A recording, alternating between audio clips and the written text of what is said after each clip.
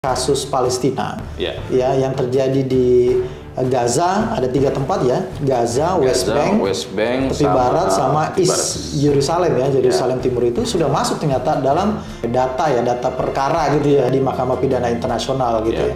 Ini berarti kan perkara ini sudah masuk ya Bang? Bisa begitu ya? Sudah. Pada 2020 itu sudah ada pra persidangan.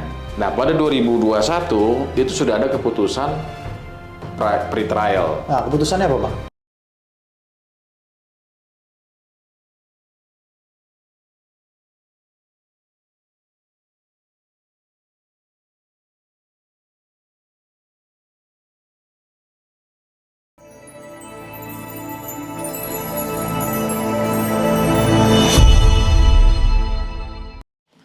Assalamualaikum warahmatullahi wabarakatuh. Kembali lagi di YouTube channel Halo Pengacara. Apa kabarnya sahabat Halo Pengacara? Semoga dalam keadaan sehat walafiat ya.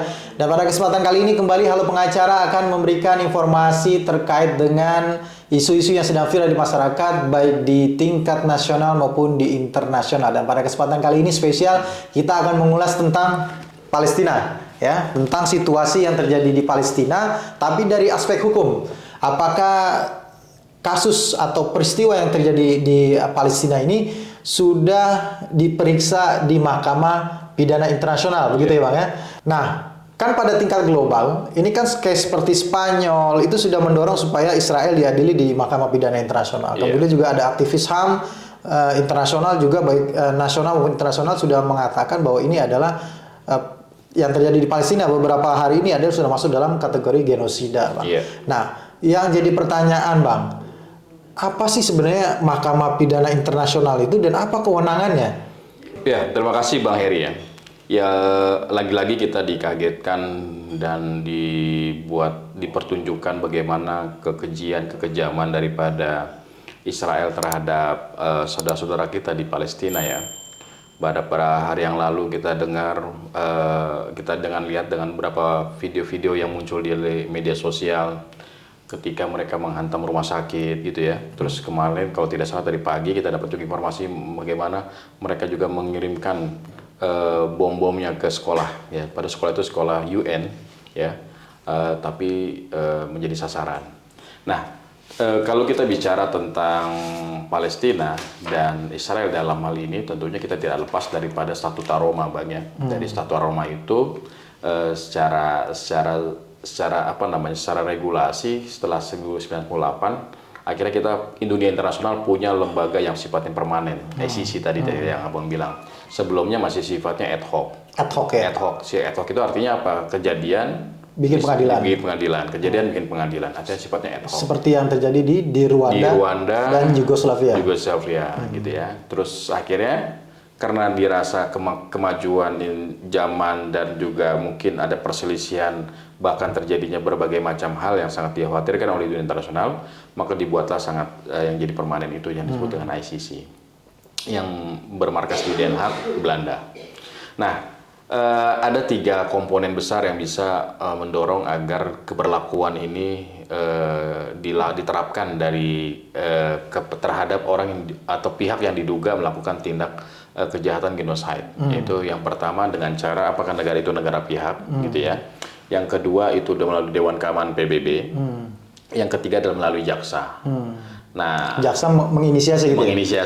Nah, apakah nanti kita bahas nih apakah ini yang sekarang sedang diproses, yang sedang dilakukan ini adalah dari tiga yang ini, yang mana yang melakukan proses untuk melakukan investigasi melakukan terkait dengan kejahatan Israel terhadap Palestina. Nah, sebelum masuk ke situ Bang, kan kalau di kita di Undang-Undang Pengadilan HAM itu kan cuma 2, genosida dan kejahatan kemanusiaan.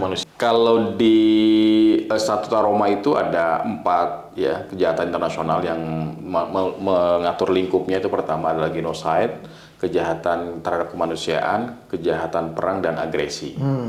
Nah, ini itu yang menarik ya, ada kejahatan perang dan agresi gitu ya. Perang dan agresi. Nah, terkait dengan lembaganya Bang, ini kan Mahkamah Pidana Internasional ya. Apakah itu sama tahapannya, prosedurnya seperti lembaga yang ada di Indonesia, pengadilan yang ada di Indonesia gitu Bang?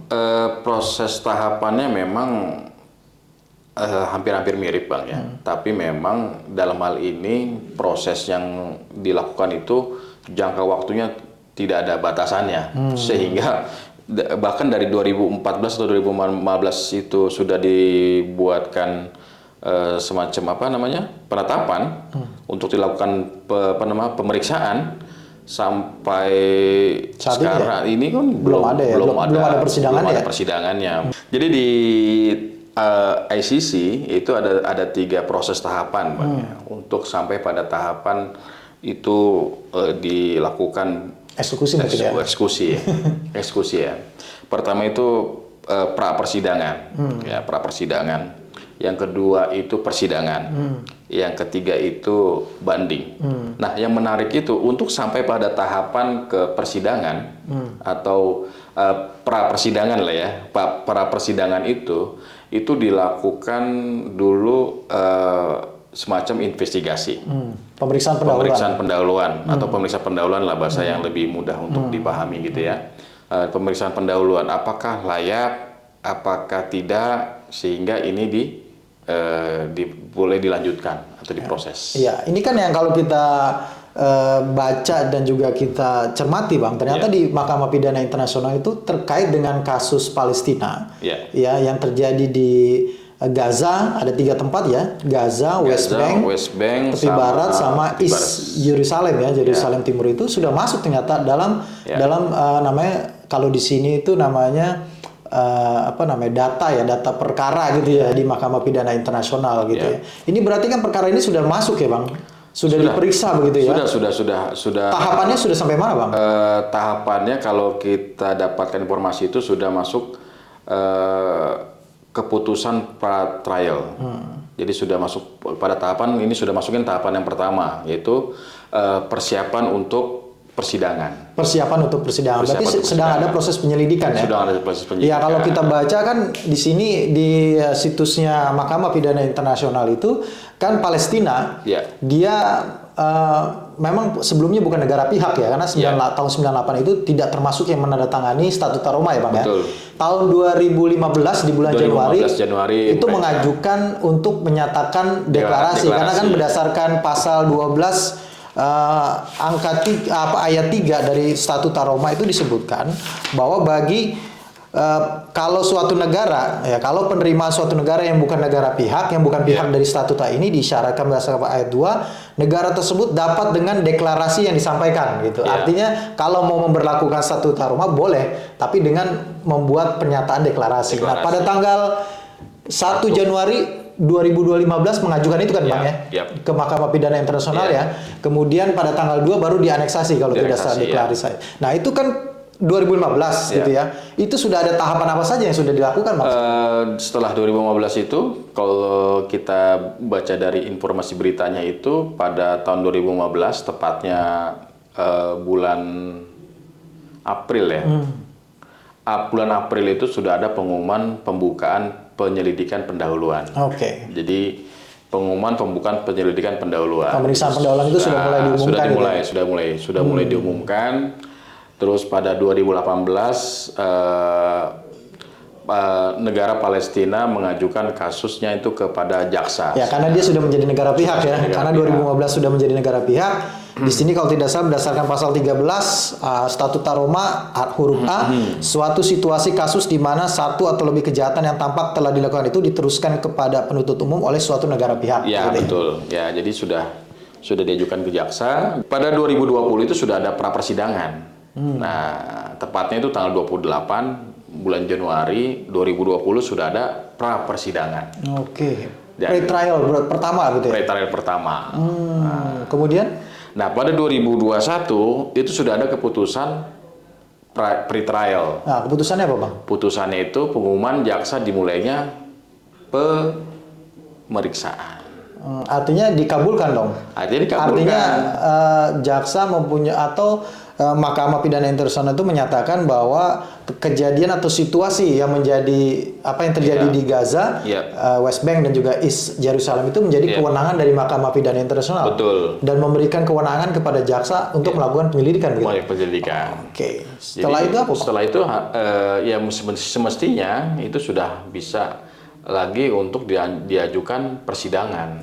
Cuma kan mungkin pada saat ini tahapannya masih penyelidikan gitu. Nah, tahapan penyelidikan di mana ada penolakan dari pihak Israel dan juga Amerika. Oke. Ini yang mungkin agak sedikit mempersulit untuk melakukan cross check atau melakukan terkait dengan pengumpulan data dan informasi itu. Ya, ini kan cukup lama ya Bang, dari 2015 sampai dengan 2023 itu belum ada persidangan ya. Ini berarti ada kemungkinan memang unsur politiknya ini yang sangat kental gitu kental, yang apa bisa mengganggu kelancaran dari proses penyelidikan gitu. Iya, betul. Makanya perlunya statement atau pernyataan-pernyataan dari para masing-masing negara untuk mendorong agar ini segera cepat untuk dilakukan proses persidangan. Nah, ini kan yang diminta itu kan awalnya adalah kejadian yang terjadi pada bulan Juni 2014 begitu ya. Yeah. Dan ini kejadian lagi yang paling besar katanya di bulan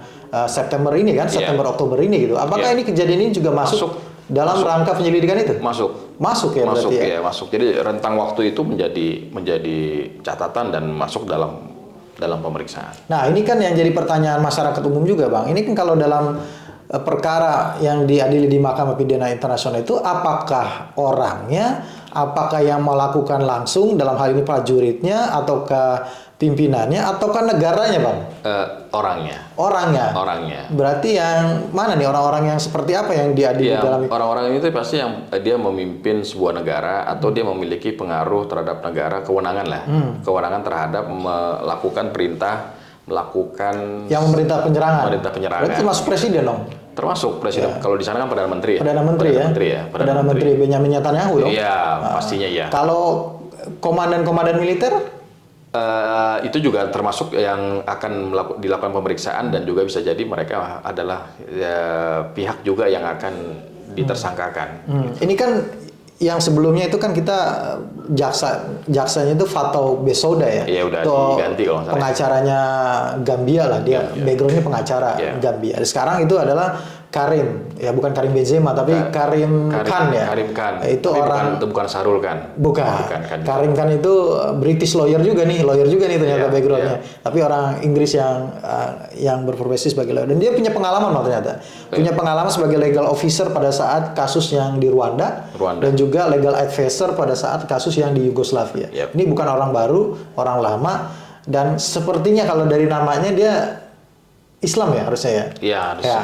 Nah, tapi kita nggak tahu karena belum mendapatkan data tentang itu. Nah, yang jadi pertanyaan apakah dengan jaksa yang baru ini, ya kan, apakah ini kemudian bisa mempercepat pemeriksaan atau penyelidikan kemudian dibawa ke persidangan, atau bahkan ini akan seperti resolusi yang sudah pernah ada di veto gitu, Bang? Iya, kita sih berharap ya proses ini terus berjalan, bergulir dan sampai pada nantinya akan ada persidangan.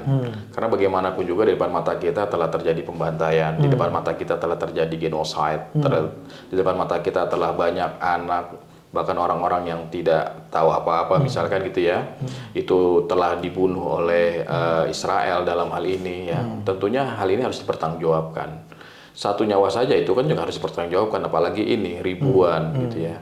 Dan tentunya dalam hal ini ya kita berharap dengan kejadian yang terjadi yang kemarin terjadi itu semakin meyakinkan ke mahkamah untuk segera mempercepat proses ini. Nah, apa yang bisa kita lakukan khususnya di Indonesia nih ya? Iya.